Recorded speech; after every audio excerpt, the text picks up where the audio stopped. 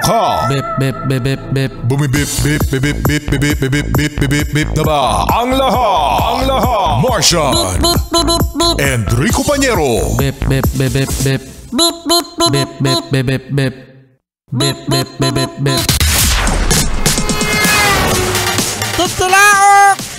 Titilaok! Titilaok! Bip, bip, bip, bip, bip. Ito na ang 101.1 Yes FM Balitang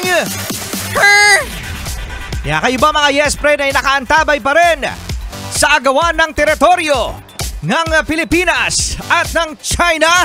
Oo naman, lagi yung nakikibalita. Lagi nga kawawa yung Pilipinas eh. Lagi ba kawawa yung Pilipinas? Ako mga Yes Friend, lalo tayong kawawa kung malalaman natin ang sakripisyo mga Yes Friend ng Philippine Coast Guard dahil nagkukulang ang kanilang mga pagkain sa barko. Yes mga Yes Friend, imagine, ano?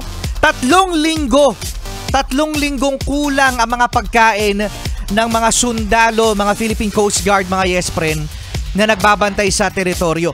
Imagine yung raw nila, yung bigas na pinagkakasya nila mga Yes Friend, sa 36 yata, kung di ako nagkakamali, no? Basta mahigit 30 na Philippine Coast Guard, PCG, yung kanin, ginagawa na nilang lugaw para mapagkasya nila sa mismong barko. Oo, kasi syempre mga Yes Friend, hindi naman sila pwedeng dumaong lagi. Kasi kapag dumaong sila, walang magbabantay sa teritoryo ng Pilipinas. Ako magbabantay! Sige nga! Wait! Napalabang ka! Sige, dali, ikaw magbantay, Martian. Wait lang! Maghintay ako ng kasama. Si Tolitz! Halika kay Tolitz! Landamay eh, no? At isa pa mga Yes Friend, ayun na nga, yung bigas, ginagawa na nilang lugaw para makapagkasya. Imagine ang sustansya mga Yes Friend kung araw-araw ka naglulugaw. Isa pa ang tubig. Diba no? Ang tubig mga Yes Friend.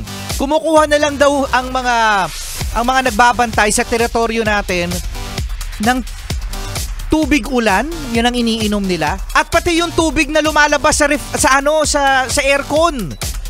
Imagine mga Yes Friend, ano? Yan ang sakripisyo na ginagawa ng Philippine Coast Guard para mapagtanggol, mabantayan ang mga teritoryo na inaangkin ng China. Yan, kaya nagkakasakit sila, dehydration, mga Yes Friend, malayo pa sa pamilya, tapos nanganganib pa yung buhay. Ayan, nasaludo tayo mga Yes Friend sa Philippine Coast Guard na talagang ginagawa ang lahat, oo, para sa soberanya ng Pilipinas. O ikaw Martian, anong gagawin mo? Kaya nyo na yan? Huwag nyo ako damay, no? Alien ako! Alien ka ba? Alien! Alien! Alien! Ay, madamay. How you feeling?